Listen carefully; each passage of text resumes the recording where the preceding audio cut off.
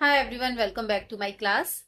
आज की क्लास में हम लोग डिस्कस करेंगे एक ऐसा टॉपिक जो किसी भी डेमोक्रेटिक कंट्री के लिए बहुत ही इंपॉर्टेंट माना जाता है। इंडिया में पार्लियामेंट्री डेमोक्रेसी सिस्टम है और जिन कंट्रीज में पार्लियामेंट्री डेमोक्रेसी सिस्टम होता है वहां पर ये रिक्वायर्ड होता है कि गवर्नमेंट के जो ऑर्गेन्स हैं वो सेपरेटली काम करें। तो इंडिया में भी इस प्रिंसिपल को फॉलो किया गया है। गवर्नमेंट के तीनों ही ऑर्गेन्स, चाहे वो एग्जीक्यूटिव हो, लेजिस्लेचर हो, जुडिशरी हो, तीनों ही सेपरेटली काम करते हैं। सेपरेशन ऑफ पावर्स का एक फीचर ये भी होता है कि तीनों ही ऑर्गेन्स एक दूसरे के कामों में इंटरफेयर नहीं करेंगे। तो आज की क्लास में हम लोग सेपरेशन ऑफ पावर्स को डिस्कस करेंगे। स्पेशली मेरा फोकस रहेगा कि इंडियन कॉन्स्टिट्यूशन में किन आर्टिकल्स में सेपरेशन ऑफ पावर्स को इंट्रोड्यूस किया गया है। किन आर्टिकल से हमें ये पता चलता है कि इंडिया में, इंडियन कॉन्स्टिट्यूशन में सेपरेशन ऑफ पावर्स का प्रिंसिपल फॉलो किया गया है। तो आज की क्लास को कंटिन्यू करते हैं टाइम वेस्ट ना करते हुए। So let's begin the class. सबसे पहले बात करते हैं आर्टिकल 50 की।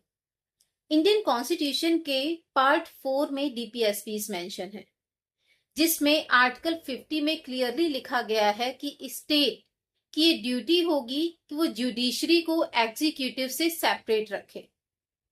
और ये सेपरेशन इसलिए किया गया है बिकॉज जब तक एग्जीक्यूटिव का जुडिशरी में इंटरफेरेंस रहेगा तब तक हम इंडिपेंडेंस ऑफ जुडिशरी की बात नहीं कर सकते। यानी कि अगर हमें इंडिपेंडेंस ऑफ जुडिशरी को बरकरार रखना है, मेंटेन रखना है, तो हमें जुडिशरी और एग्जीक्यूटिव के बीच में एक सेपरेशन को बनाए रखना होगा। नेक्स्ट आर्टिकल है आर्टिकल 53। आर्टिकल 53 में कहा गया है कि यूनियन गवर्नमेंट की जो एग्जीक्यूटिव पावर्स हैं वो प्रेसिडेंट में निहित होंगी। इसी तरह का एक और आर्टिकल है जो स्टेट के लिए अप्लाई होता है, वो है आर्टिकल 154, जिसमें ये कहा गया है कि जो स्टेट गवर्नमेंट है उसकी एग्जीक्यूटिव पावर्स गवर्नर में निहित होंगी। एंड ये दोनों ही आर्टिकल्स कहते हैं कि प्रेसिडेंट और governor enjoy immunity from civil and criminal liability. इनके कार्यकाल के दौरान इनके ऊपर किसी भी तरह के सिविल और क्रिमिनल केसेस दायर नहीं किए जा सकते हैं। किसी भी तरह का जो सिविल और क्रिमिनल प्रोसीडिंग्स है वो नहीं चलाई जा सकती हैं। नेक्स्ट आर्टिकल है आर्टिकल 121 एंड 211। ये दोनों ही आर्टिकल्स रिलेटेड हैं जुडिशरी के साथ, जो क्लियरली यहाँ पर लेजिस्लेचर को प्रोहिबिट करते हैं, उसको रोकते हैं और ये कहते हैं कि लेजिस्लेचर को, फिर चाहे वो यूनियन पार्लियामेंट हो या फिर किसी भी स्टेट की असेंबली हो, लेजिस्लेचर हो, उसको ये राइट नहीं होगा कि वो किसी भी कोर्ट की जो भी प्रोसीडिंग्स हैं उनके बारे में डिस्कशन करे। किसी भी जज की जो ड्यूटीज हैं जो उसने परफॉर्म की है किसी भी जुडिशियल प्रोसीडिंग्स के दौरान किसी भी कोर्ट में, उस पर कोई भी डिस्कशन नहीं किया जा सकता है इन एनी लेजिस्लेचर। तो यहां पर क्लियरली लेजिस्लेचर को जुडिशरी के साथ सेपरेट कर दिया गया है। नेक्स्ट आर्टिकल है आर्टिकल 105 एंड 194। इन दोनों ही आर्टिकल्स को मैंने अपनी इस वीडियो में आपको बताया था, आप वहां जाकर डिटेल में इनको देख सकते हैं। आर्टिकल 105 एंड 194 दोनों ही आर्टिकल्स एमपीज एंड एमएलएस के जो भी राइट्स हैं पार्लियामेंट के अंदर उनको प्रोटेक्ट करते हैं फ्रॉम द कोर्ट्स।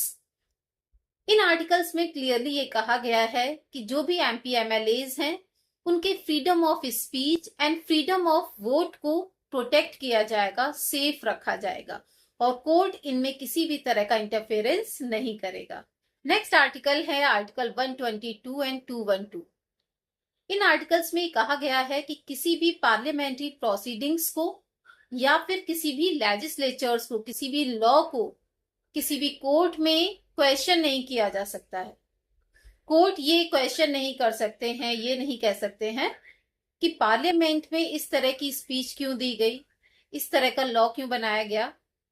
अगर कोई भी एमपी या एमएलए कोई स्पीच देता है पार्लियामेंट में तो उसकी स्पीच को किसी भी कोर्ट में उसके अगेंस्ट यूज नहीं किया जा सकता है। तो यहाँ पर ये जो प्रिविलेजेस हैं, उनकी जो स्पीच है उसको राइट टू स्पीच में रखा जाएगा, उनके प्रिविलेजेस में रखा जाएगा, उनके अगेंस्ट यूज नहीं किया जाएगा। नेक्स्ट आर्टिकल है article 361 According to this article, President or Governor shall not be answerable to any court.